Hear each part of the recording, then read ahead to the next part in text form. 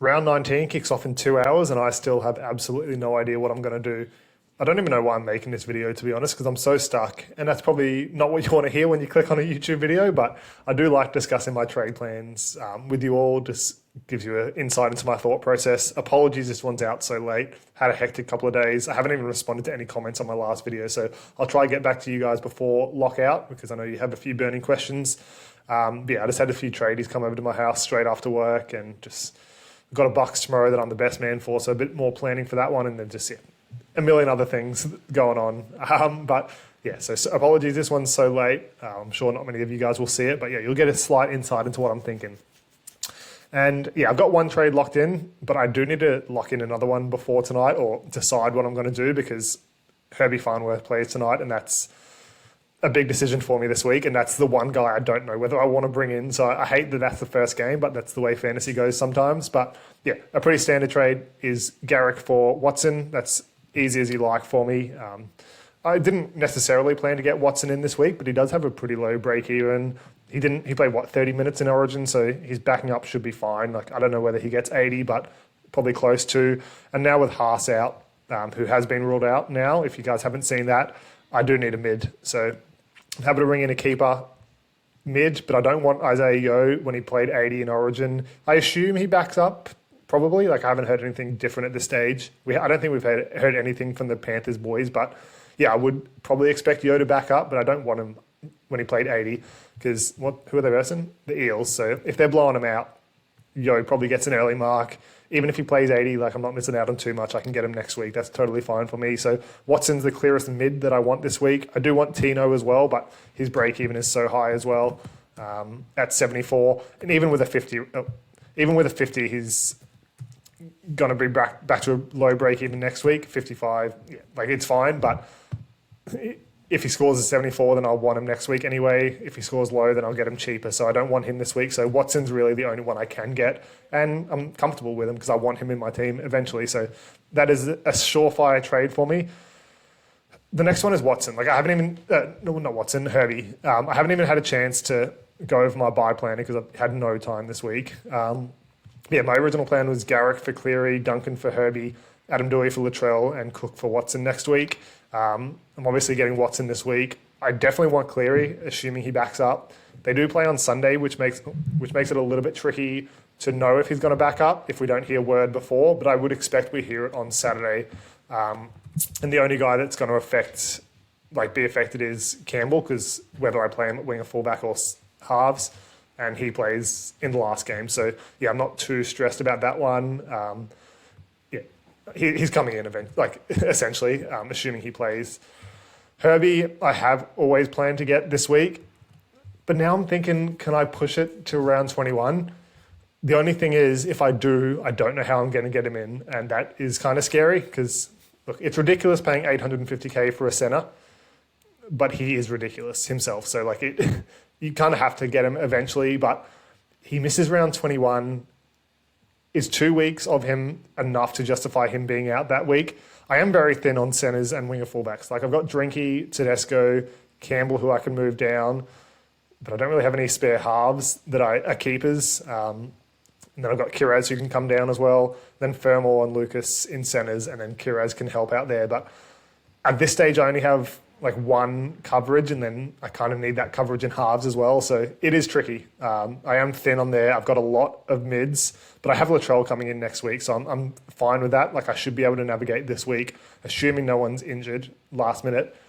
Yeah, I should be fine with it. So I don't know. I can navigate till round 21 without Herbie, but it's whether I want to is the other question. So yeah, I haven't done my buy planner, but I did a little bit of notes on the way home today. I work in the city, so I just take the bus in. So I have 25 minutes to go over some stuff. So I was tinkering with Willison, especially with Haas out.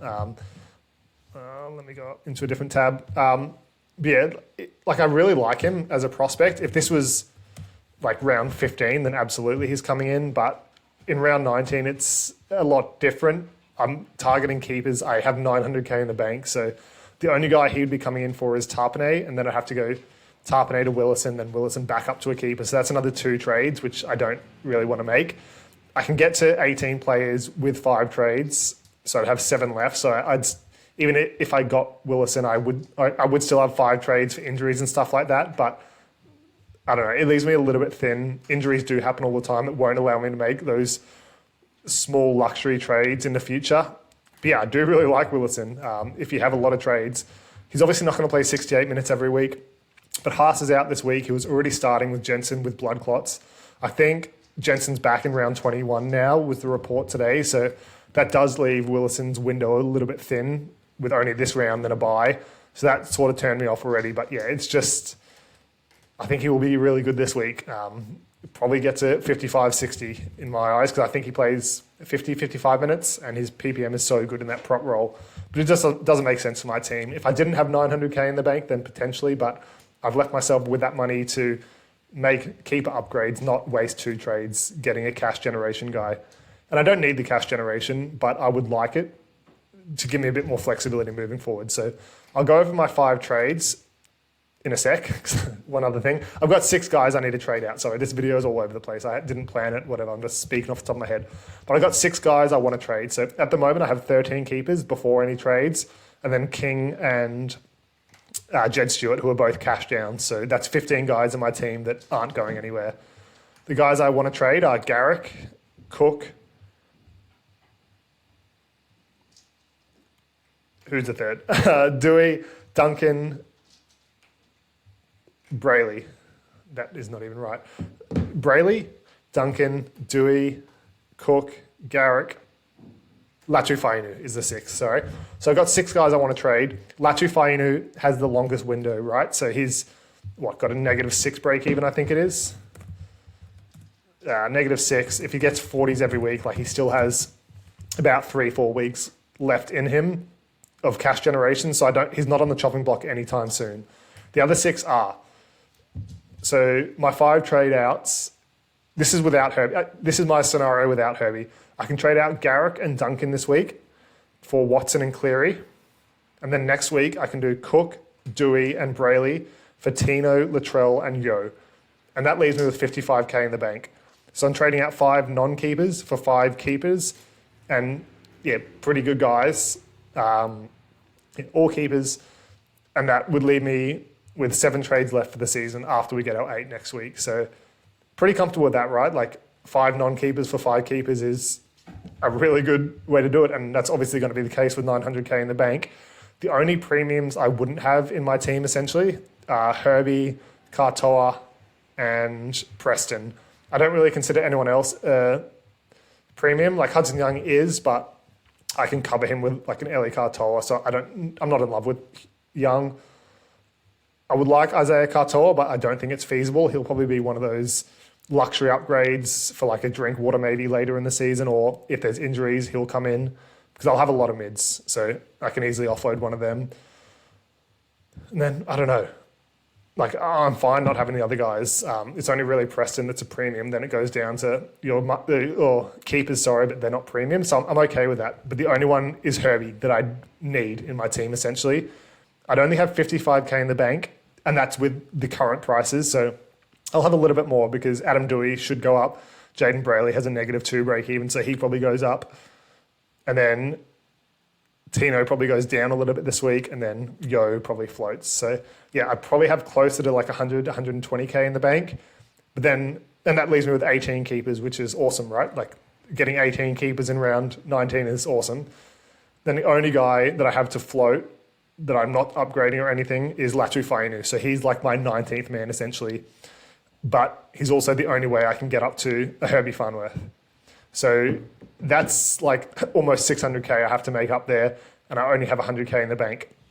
Latu Fainu should be around about 500k, 450 to 500k in round 22 when I'd want to get Herbie. And Herbie's hopefully down to 800k. So then I need 180k of extra cash generation. And I don't think I can get there with my current team because I am trading Dewey and Brayley next week in all likelihood, unless maybe something happens to Crossland. Brayley's back at hooker, but then I am also sacrificing getting a keeper in. But that's okay because it would be my 18th keeper, so I can always manage with 17 keepers, obviously, because that's all you need. And I don't have anyone on a bye next week, I think it's... Can't remember who's on the bye, but I don't think it's... Oh, it's the It's Haas, actually. Yeah, it's Haas. So I would have 16 keepers, essentially. But, yeah, I don't know. Like, I wouldn't have any other cash gen unless I kept Dewey or Brayley, or maybe I left Duncan this week. I could go Tapine instead of Duncan for these trades, which I don't mind. But I think Tapine is really good off the bye. I think he'll play big minutes. He's priced at 50 instead of, he's averaging like 57, and I do project him to average around 56 or 57 from memory. So, yeah, I don't necessarily want to sell an underpriced keeper at this stage of the year. But I don't know how I'm going to get Herbie otherwise. I could go Latu Fainu down to a basement price, and hopefully there's one with cash generation available, but at that stage it probably won't matter. And then I could upgrade someone like a Drinkwater to Herbie, which I think is good. Or maybe Taps isn't performing, I could upgrade him, but I could upgrade any of my keepers to a Herbie Farnworth. So like a keeper for a premium essentially, which is luxury, but I think Herbie's a must-have. So I could always do that. But then I'm using another 2 trades to get in Herbie. So I'd be down to 5, which is fine because I'd have 18 players, but I don't know if that's the right thing to do. But I think it might be. But then also if I'm thinking that I'm going to do that anyway, do I not just go a Tapine to a Herbie Farnworth this week anyway? I don't know. It's tough. I honestly don't know what I'm going to do. The only one I need to lock in tonight is deciding whether to get Herbie. But also tomorrow I'm going to be at a Bucks all day, so I'm not going to have time to watch the games. Probably not. I might have time to do loop options, but my brain won't be spinning and thinking, oh, I could do this, this, and this. So I kind of need to lock in my trades tonight. But Herbie's the only one that I need to lock in. And I just don't know whether I want him. I don't know what a plan would look like getting him in this week. Like I have 900k, so I have so much flexibility. And obviously injury is going to hit over the next couple of weeks, so plans change. So yeah, I think Cleary is definitely coming in. Watson's definitely coming in. But I don't know who the second guy I want to trade out is. Like I want to keep Cook now, even though I don't really like the Dragons bench for him. Like last week it was pretty obvious he was going to get bigger minutes because the Dragons were so depleted. But this week, they have a stronger bench. So he probably goes back to that 60, 70 minutes. But I think I want to keep him because I don't want any other mid. And then I'd have to move Aaron Clark or Watson to hooker. So I think it just makes sense to keep him this week. His break-even's only 52 or something. But yeah, I don't know if I trade out Duncan or Tapine to Herbie. And then if I do, who do I trade out to get Cleary as well? So like I don't want to trade Brayley this week, even though he's on the bench because he's got a -2 break even. Dewey, I want to keep this week because he's got like a 15 break even, I think. Yeah, 15. And yeah, he probably only scores a 35 in centres, but what happens if Latu Fainu or Jerome Luai get injured or something and then he's back at halves where he averages 60? Like, I think the fact I have him in the team, and obviously you're not banking on injuries, but the fact I have him in my team, it makes sense to just keep him for another week, especially with a low break even. So yeah, I don't want to trade out him.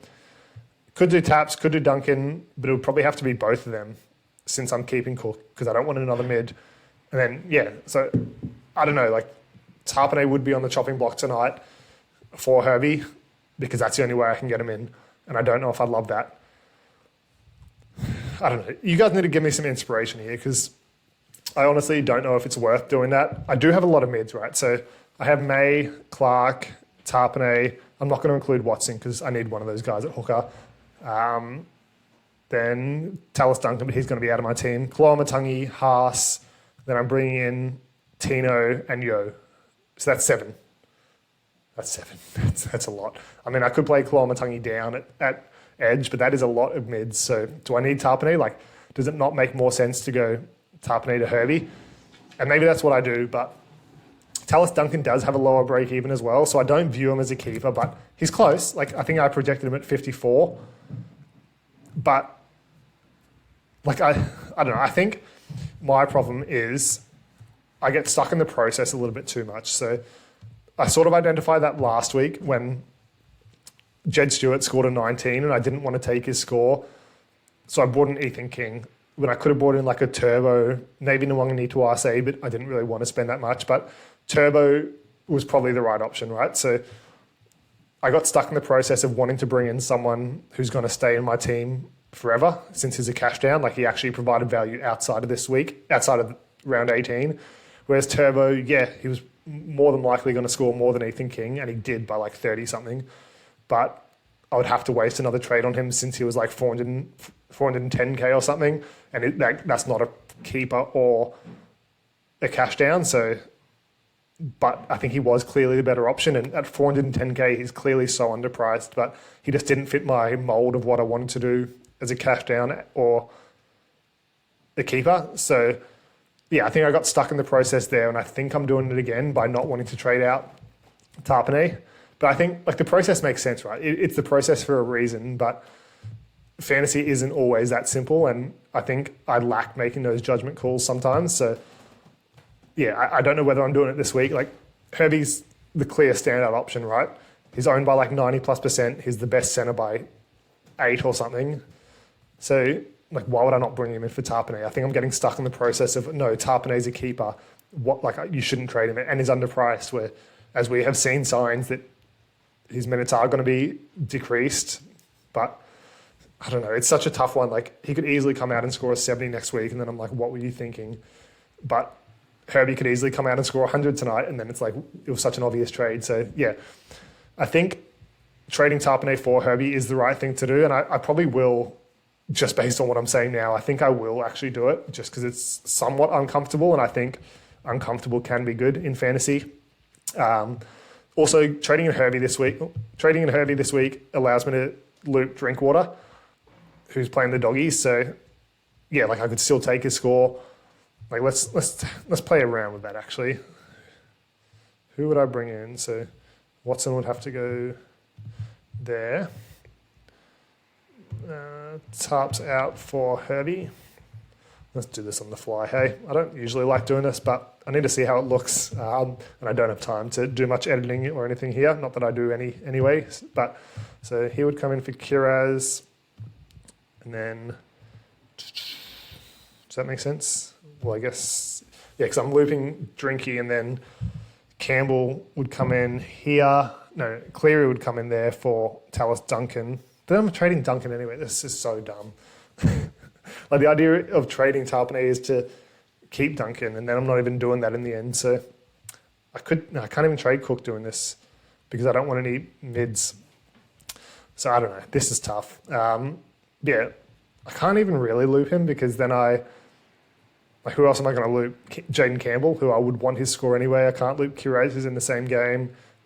I could loop Teddy, but that's dumb because then I can't take one of Drinky or Teddy's score. So I guess Drinky would just miss out for me, which is kind of gross in itself. And I don't have a half to loop there. So I don't know. Drinky could easily come out and score like a 70. I don't know. But he could also come out and score a 10. So I don't know if I want to be stuck with a score. I don't know. I still haven't decided then, I guess, because it's uncomfortable playing Drinky. It's uncomfortable not playing Drinky. So I don't know what to do. Looking at these break evens, so I've priced it. Sorry, I've ordered it by price, so like the most expensive guys. And yeah, you can see no one really has a low break even until you get to Latrell, who I want in next week because he's not playing this week.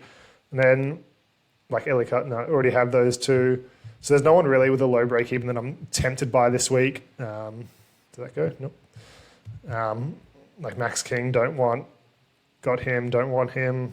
Tallis Duncan as the lowest, and I'm thinking about trading him out. So yeah, there's no one else I really want. Connor Watson at 39 is probably the lowest, and that's why he's coming in. But I don't know what I want to do. Does it make sense to get Herbie? Yes. Does it make sense to keep Tapine? Yes. So I've got to make an uncomfortable trade. And last time I made these uncomfortable trades, it didn't work out. Like it was Hines and Hosking out, and they both gone on to crush it. Hines not crush it, but back-to-back mid-50s. So I don't know. It's tough. But I think I do need that center coverage, like center winger fullback coverage overall. When I've got so many mids, like I don't need Tapine. So I don't know what it even looks like trading out Tapine. Like I'd have to look it up. Let me pause this for 1 sec. Yeah, okay. So I was just looking to add the Tapine and Herbie trade into my current plan for the next 2 weeks of the 5 trades that I want to look at. And it would leave me 126k short of doing them. You get like a Adam Dewey who makes, let's say he scores a 40. He makes 25k, so I'm down to 100k. Brayley, like even if he scores a 40, then I'm like 60k short. Tino would have to score low. Like let's say he scores a 50. Like I'm still 35k short, and I probably could hold off one of those trades another week and hope for the best, but it's going to be touch and go. So I don't know if I'm going to be able to do it. And I do want Tino. I definitely want Latrell next week. I do want Yo next week, but I guess I could probably wait for that one. But what's his break even?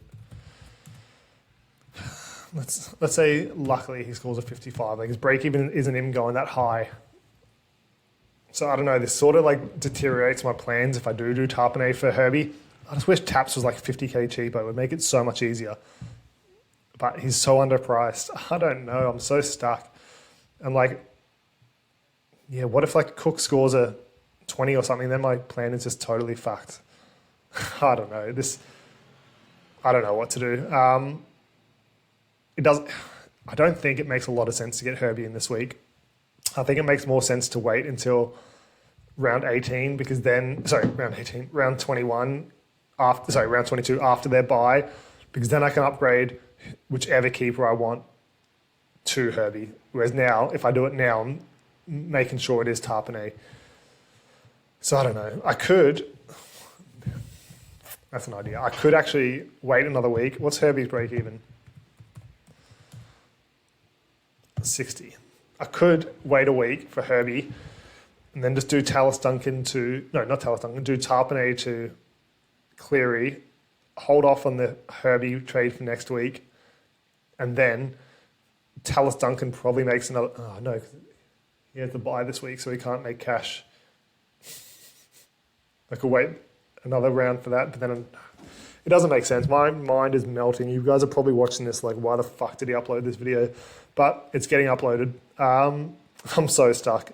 I might have to end the video here because I need to do some thinking. If you ask me now, what am I doing? Probably not getting Herbie, and that feels so gross, but it's a kind of a tough matchup. What's the over-under for this game? I mean, not that it matters because Herbie could do nothing and get like 6 offloads and score well, but let's see, is it raining in Quinella? I don't know. What am I doing here? This is disgusting. Well, the Sharks are favourites. Match points 47.5. That is so high. Let's look up Cronulla weather, hey? Doodaloo, doodaloo. Oh, of course it's sunny.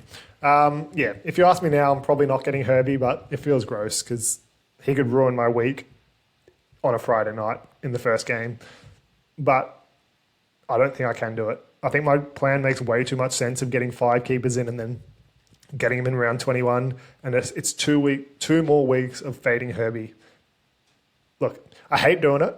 Like, I hate not watching Herbie. Sorry, I hate watching Herbie as a non-owner, but it is kind of fun, right? Like, I get a sick interest in rooting against fantasy players that I don't own. Maybe it's because they never do well, so it always pains me, and then I can just get angry for no reason. But it's like, I don't know.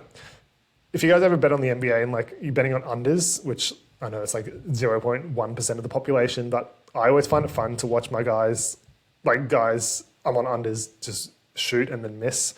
I don't know, like seeing that shot get bricked when I'm on the unders is a sick, satisfying feeling, and I think I feel the same as Herbie, feel the same with not owning Herbie. So I might just ride the bullet for another 2 weeks, hope for the best that I can get him back in round 22. And yeah, I think I'm going to leave it there. I don't think I'm getting Herbie, which is gross, but no, but I don't know. All right, goodbye.